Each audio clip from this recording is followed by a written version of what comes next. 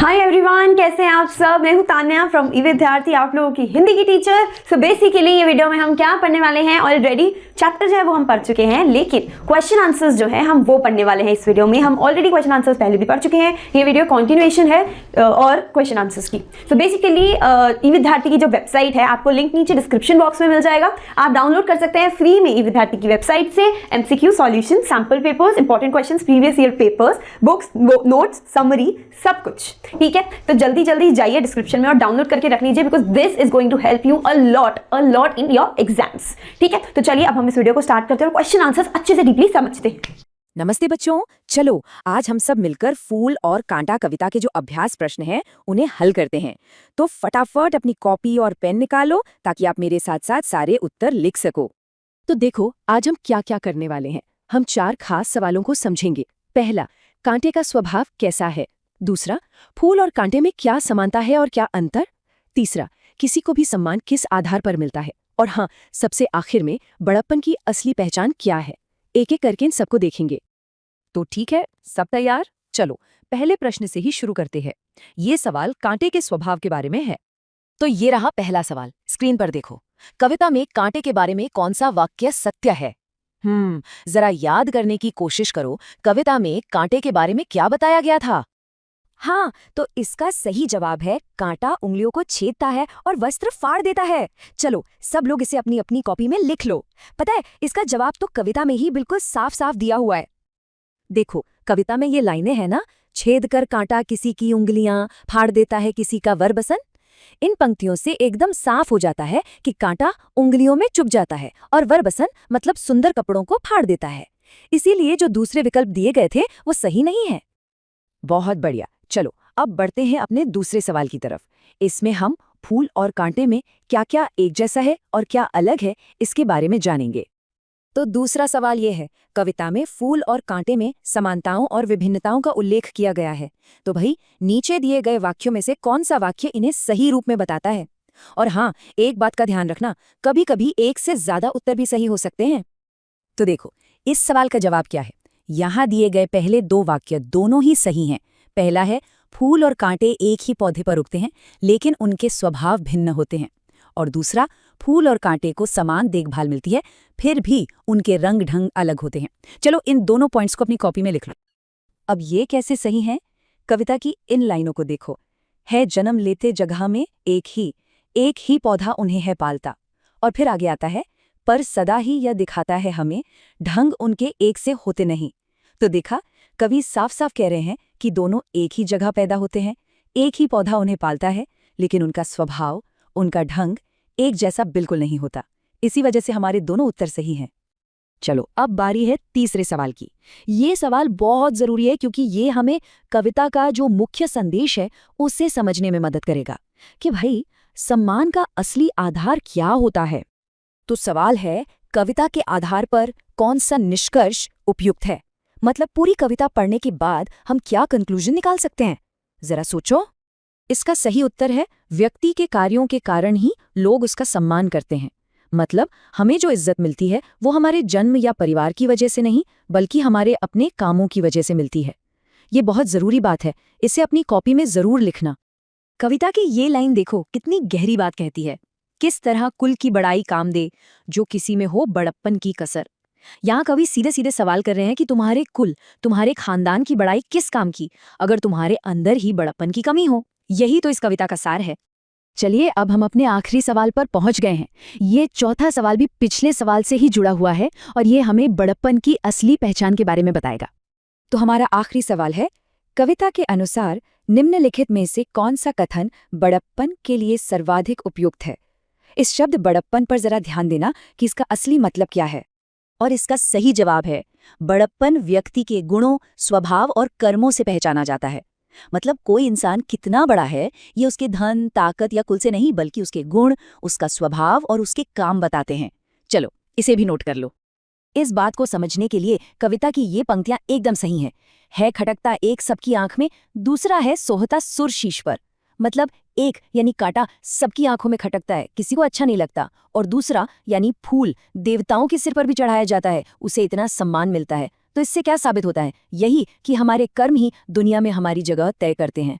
तो अब जरा सोचो, हमारे काम हमारी कैसी पहचान बना रहे हैं।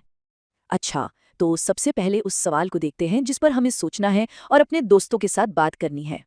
तो सवाल ये है कि भाई आपने जो जवाब चुने वो आखिर क्यों चुने। आपको अपने दोस्तों को इसका कारण समझाना है।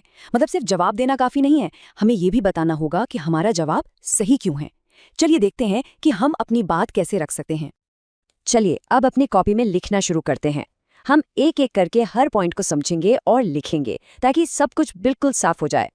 हमारा पहला तर्क जुड़ा है कांटे के कामों से। चलिए पहले प्रश्न के अपने उत्तर को देखते हैं कि हमने जो चुना वो क्यों सही है।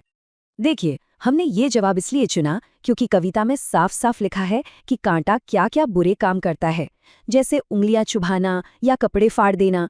जो दूसरे विकल्प दिए गए हैं वो कविता की लाइनों से सीधे सीधे मेल नहीं खाते। और हाँ, हमेशा याद रखिए, सही जवाब वही होता है जिसके लिए कविता में कोई सबूत हो। और सबूत के तौर पर कविता की ये पंक्ति देखिए, छेद कर कांटा किसी की उंगलियां फाड़ देता है किसी का वरवसन। इससे एकदम साफ हो जाता है कि कांटा दूसरों को सिर्फ तकलीफ देता है। बहुत बढ़िया। अब हम अपने दूसरे तर्क पर आते हैं जो फूल और कांटे के रिश्ते के बारे में है, कि वो किन बातों में एक जैसे हैं और किन बातों में अलग।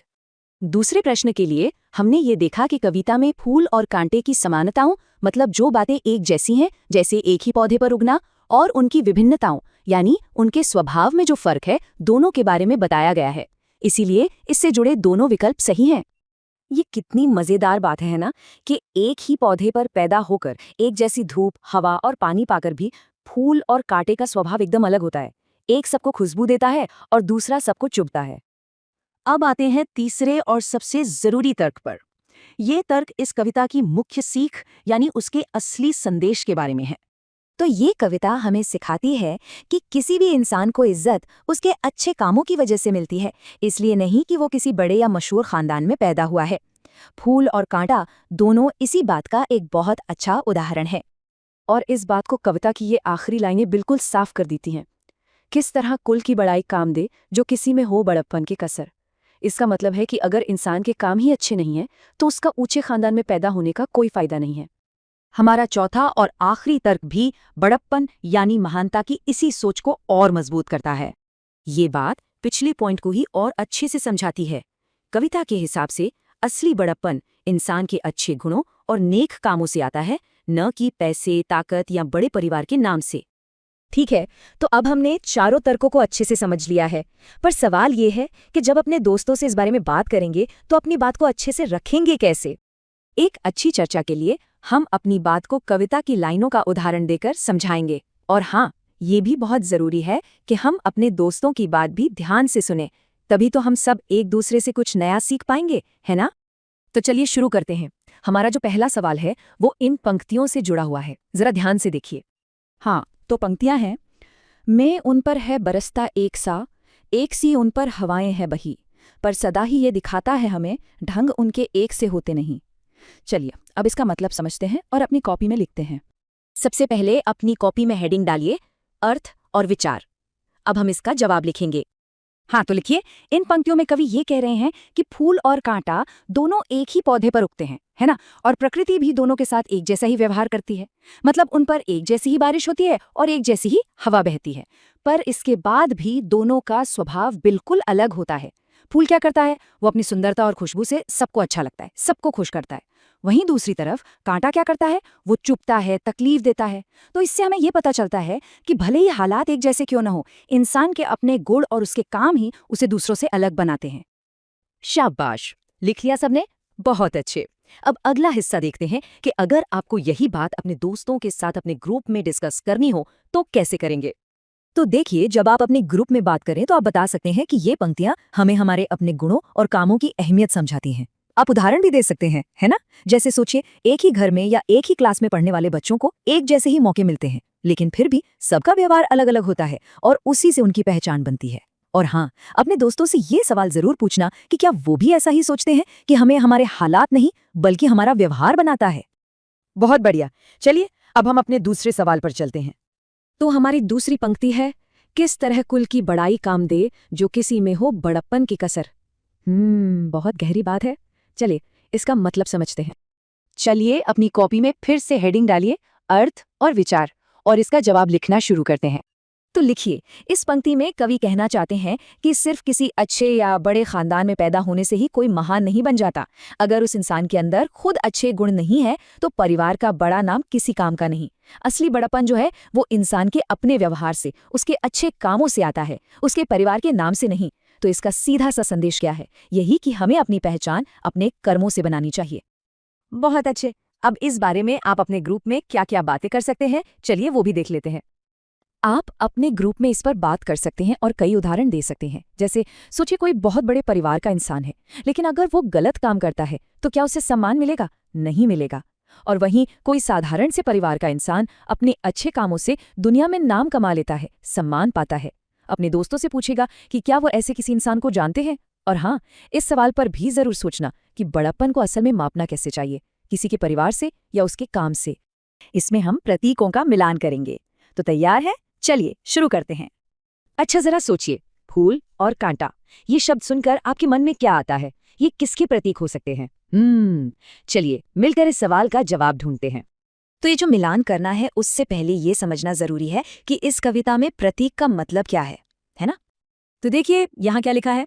कवि ने फूल और कांटे का इस्तेमाल बस पौधों के एक हिस्से के तौर पर नहीं किया है, बल्कि उन्होंने इसे इंसानी स्वभाव के, मतलब हमारे व्यवहार के अच्छे और बुरे पहलुओं को दिखाने के लिए प्रतीक के रूप में इस्तेमाल किया है ना? ये कितनी मजेदार बात।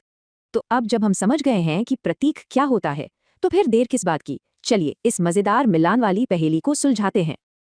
अब जरा स्क्रीन पर ध्यान से देखिए, बीच में आपको फूल और कांटा दिख रहे हैं और उनके आसपास कुछ शब्द लिखे हैं। अब हमें यही सोचना है कि कौन सा शब्द फूल से जुड़ेगा और कौन सा कांटे से। तो सबसे पहले शुरुआत करते हैं फूल से, ठीक है? देखते हैं कि फूल किन किन अच्छे गुणों का प्रतीक है। अब हम क्या करेंगे, एक एक करके जितने भी अच्छे गुण हैं जो फूल के स्वभाव से मिलते जुलते हैं, उन्हें हम फूल से जोड़ेंगे। चलिए देखते हैं कौन कौन से हैं। तो सबसे पहला गुण है दया। फूल इतना कोमल, इतना सुंदर होता है कि उसे देखकर मन में अपने आप करुणा का भाव आ जाता है। इसीलिए हम फूल को दया से मिलाएंगे। अगला है अच्छाई। फूल हमेशा दूसरों को खुशी देता है, अपनी खुशबू देता है, अपनी सुंदरता देता है, तो जाहिर है वो अच्छाई का ही प्रतीक हुआ ना। और सुख, सोचिए जब हम किसी को फूल देते हैं या हमें फूल मिलता है तो कैसा लगता है? सुख का एहसास होता है ना? तो फूल सुख का प्रतीक है। सुंदरता, अरे वाह, ये तो एकदम साफ है। फूल और सुंदरता तो एक दूसरे के बिना अधूरे हैं। ये प्रकृति की सबसे खूबसूरत चीजों में से एक है। अच्छा, फूल की पंखुड़ियों को कभी छुआ है? कितनी नाजुक और कोमल होती हैं, है ना? यही कोमलता, ये भी फूल का एक गुण है। और जब हम किसी बाग में बहुत सारे खिले हुए फूल देखते हैं तो कैसा महसूस होता है? मन में एक आनंद, एक खुशी भर जाती है। तो फूल आनंद का प्रतीक भी है। एक और बहुत जरूरी गुण, परोपकार। इसका मतलब है दूसरों की भलाई करना। अब सोचिए, फूल बिना कुछ मांगे तितलियों को अपना रस देता है, हम सबको अपनी खुशबू देता है। ये परोपकारी तो है। और प्रेम, जब भी हमें अपना प्यार जताना होता है तो हम सबसे पहले क्या देते हैं? फूल, है ना? इसीलिए फूल को प्रेम का प्रतीक माना जाता है। और फूल से जुड़ने वाला आखिरी अच्छा गुण है प्रसन्नता। एक खिले हुए फूल को देखकर कौन खुश नहीं होगा भला? मन एकदम प्रसन्न हो जाता है। शाबाश, तो फूल से जुड़े सारे गुण तो हमने मिला लिए। अब पहेली का दूसरा हिस्सा, मतलब कांटा। चलिए देखते हैं कि कांटा किन बुरी बातों का प्रतीक है। अब देखिए, जो शब्द बच गए हैं वो सब कांटे के स्वभाव से ही मिलते जुलते हैं। तो चलिए फटाफट उनका भी मिलान कर लेते हैं। सबसे पहले स्वार्थ। कांटा सिर्फ अपनी रक्षा के बारे में सोचता है ना, और दूसरों को चुभ जाता है, उन्हें दर्द देता है। उसे किसी की पीड़ा की कोई परवाह नहीं होती। तो ये स्वार्थ का प्रतीक है। और जो चीज सिर्फ दुख दे, कष्ट दे, वो बुराई का ही तो रूप हुई। इसलिए कांटे को हम बुराई से भी जोड़ेंगे। दुख, जब भी कांटा चुभता है तो क्या होता है? दुख होता है, तकलीफ होती है। तो कांटा दुख का प्रतीक है। अच्छा, कांटे का स्वभाव कैसा होता है? एकदम नुकीला, सख्त, कठोर। तो हम इसे कठोरता से मिलाएंगे। और आखिर में है पीड़ा। कांटे का तो काम ही है पीड़ा देना, दर्द देना। तो इसका सबसे सीधा संबंध पीड़ा से ही है। और ये लीजिए, हमारा पूरा मिलान हो गया। तो हमने क्या देखा कि फूल दया, प्रेम जैसे अच्छे गुणों का प्रतीक है और कांटा दुख, स्वार्थ जैसे बुरे गुणों का। जानते हैं, ये अभ्यास हमें एक बहुत बड़ी बात सिखाता है कि हालात भले ही एक जैसे हों, लेकिन हमारे काम और हमारा स्वभाव ही ये तय करता है कि हम फूल बनते हैं या कांटा। उम्मीद करती हूँ आपको ये चैप्टर के क्वेश्चन आंसर्स अच्छे से समझ आ गए होंगे, और अगर आ गए तो do like, share and subscribe to this YouTube channel, also press the bell icon. ठीक है, आपको कोई भी डाउट हो तो आप कमेंट सेक्शन में हमको बता सकते हैं लिखकर, एंड अच्छे से डाउनलोड कर लो और पढ़ लो, वरना एग्जाम से प्रॉब्लम हो जाएगी। ठीक है जी, ओके बाय, मिलती हूँ आपसे दूसरी वीडियो में।